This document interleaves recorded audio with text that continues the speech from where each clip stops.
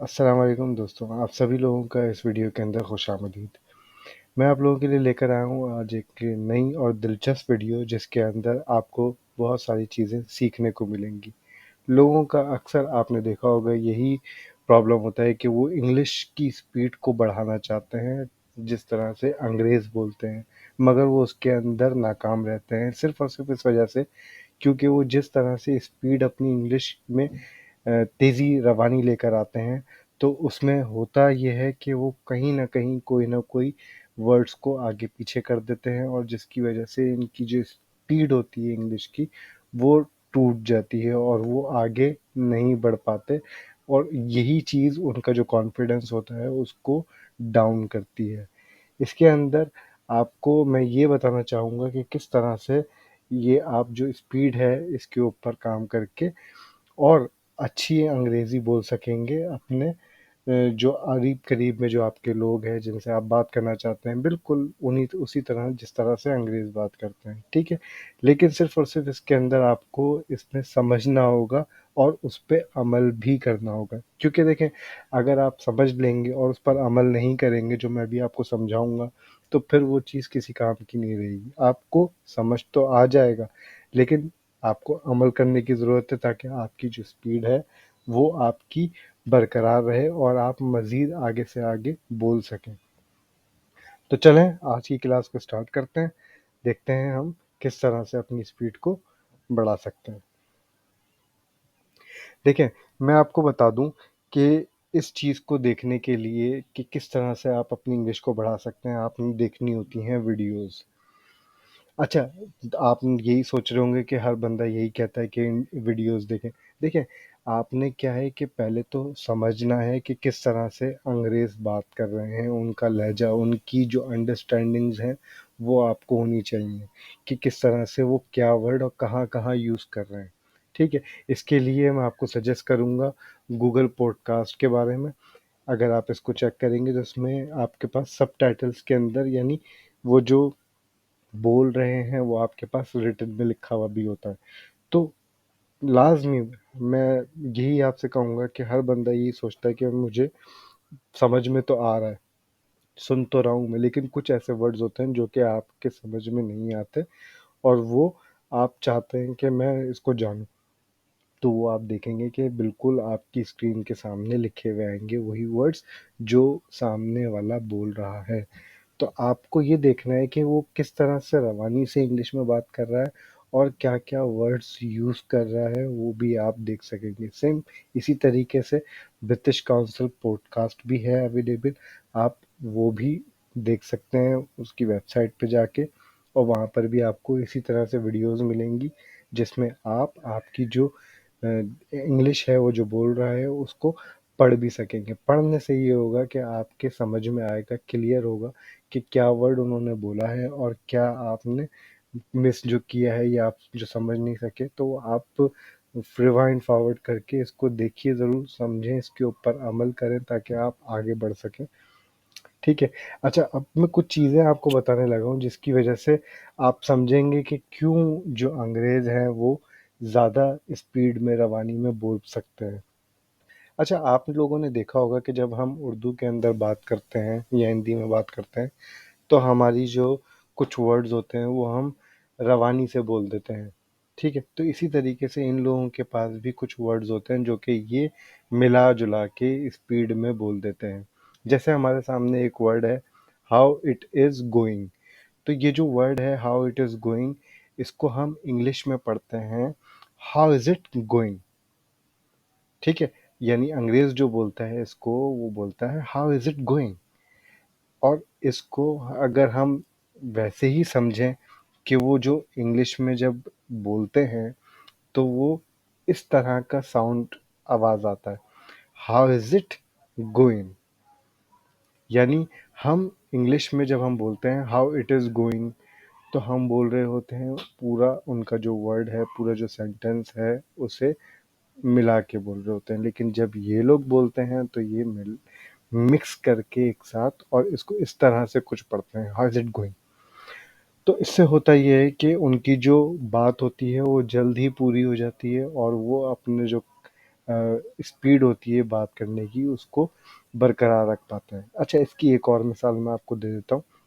जैसे how is your mom, ठीक है, यानी आपकी मॉम कैसी हैं।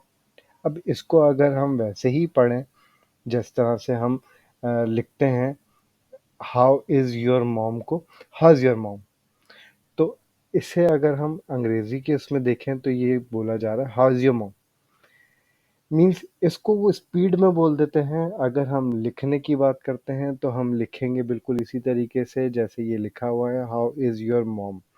लेकिन जब हम बात करते हैं रवानी से बात करने की इंग्लिश में, तो इंग्लिश के अंदर आपको मैं बताता चलूँ कि जो वर्ड बोलने वाले होते हैं वो इसी तरह से होते हैं जिस तरह से इसमें लिखा हुआ है हाउ इज़ योर मॉम।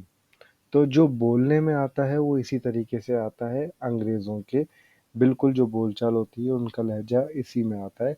लेकिन अगर आप आम ज़बान में उनकी देखें जिस तरह से वो उनकी अदायगी कर रहे हैं, जो कि हमें समझ में अक्सर औक़ात प्रॉब्लम होती है समझने में, तो वो ये जो स्लैंग लफ्ज़ भी यूज़ कर सकते हैं हम अगर करना चाहें तो, लेकिन वो इस तरह से पढ़ते हैं हाउ इज़ योर मॉम।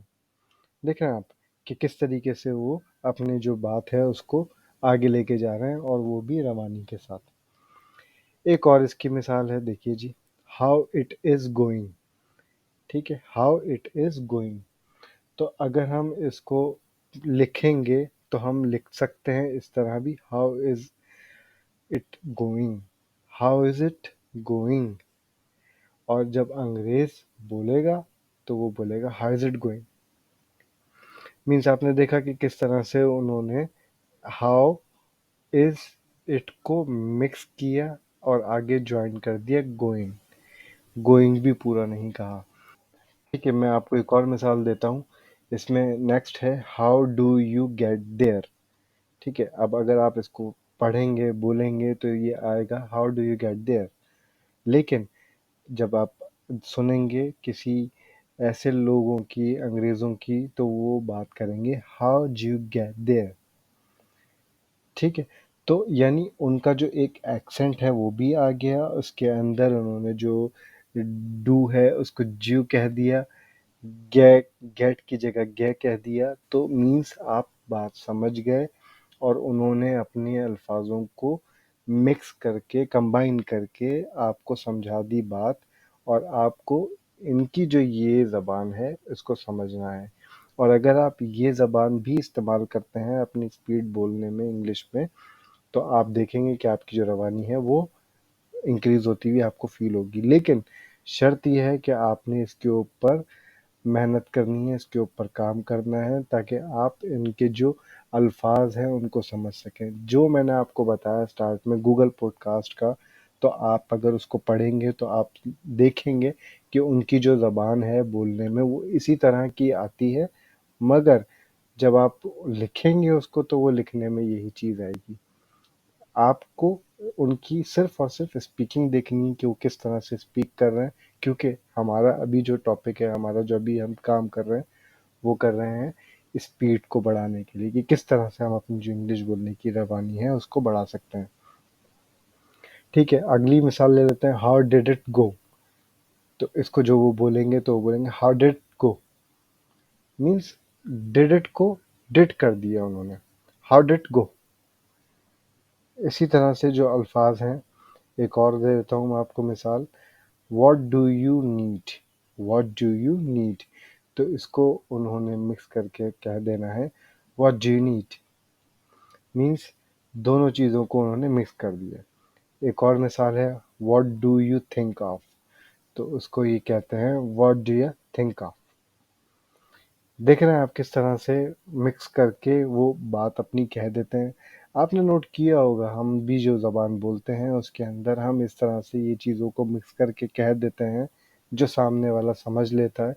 लेकिन हाँ, जब हम लिखने बैठेंगे तो हमें पूरा बाकायदा लिखना होगा। तो सेम यही है इंग्लिश में भी, जब आप लिखेंगे तो लिखने का तरीक़ाकार बिल्कुल यही होगा। मैं बार-बार आपसे कह रहा हूँ, ये सिर्फ़ और सिर्फ़ समझाने के लिए है कि उनकी जो स्पीकिंग होती है, वो जो बात कर रहे होते हैं वो किस तरह से साउंड निकल के आता है, वो मैं आपको लिख के यहाँ पे बताया।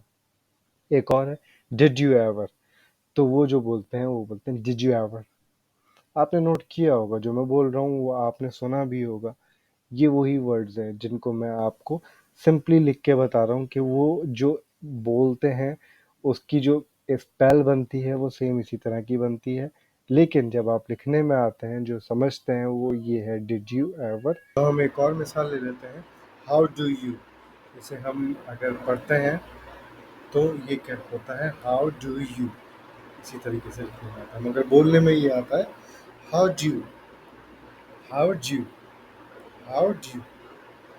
देख रहे हैं आप किस तरीके से ये स्पीड में बोला जाता है। एक और एग्जांपल लेते हैं, look at that, look at that. ये हम लिखते हैं तो इस तरह से पढ़ते हैं, लेकिन हमारे पास आम जबान में अगर बोलने में आता है तो हम बोलते हैं लुक एट दैट, यानी लुक और एट को ईटी के जरिए मिला दिया, लुक एट दैट। एक और एग्जांपल देख लेते हैं, डोंट यू डेयर। इसे पढ़ते हैं don't you dare, don't you dare, don't you dare. एक और एग्जांपल देख लेते हैं, I will let you know. तो इसे हम पढ़ते हैं I let you know, I let you know. तो इसमें लेट और यू को मिक्स करके आवाज़ निकलती है, साउंड निकलता है let you, I let you no, इस तरह से। एक और मिसाल हम ले लेते हैं, आई विल नॉट। इसे बोलते हैं I want. I would not, इसे कहते हैं आई वुडेंट।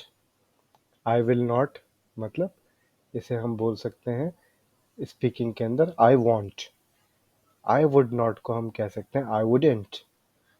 ठीक है, फिर इसके बाद हम देख लेते हैं want to go, wanna go। तो मैं उम्मीद करता हूँ कि आपको आज की वीडियो समझ में आई होगी, लेकिन मैं बस आपसे यही चाहूँगा कि आप इसकी प्रैक्टिस करें, इन वर्ड्स की प्रैक्टिस करें, ताकि आप इन वर्ड्स को यूज़ करते हुए आपकी जो स्पीड है इंग्लिश में उसमें बेहतरी लेकर आ सकें। तो आज की ये जो वीडियो है, बस इसमें सिर्फ और सिर्फ जो आपने प्रैक्टिस है उसे करते रहनी है, ताकि आप आगे बढ़ सकें, आपकी इंग्लिश स्पीड को बढ़ा सकें। Thank you for watching the video. Please like and share the video. If you still have not subscribed to my channel Submix Masala, then do it to get more new video notifications. Till then, take care and Allah Hafiz.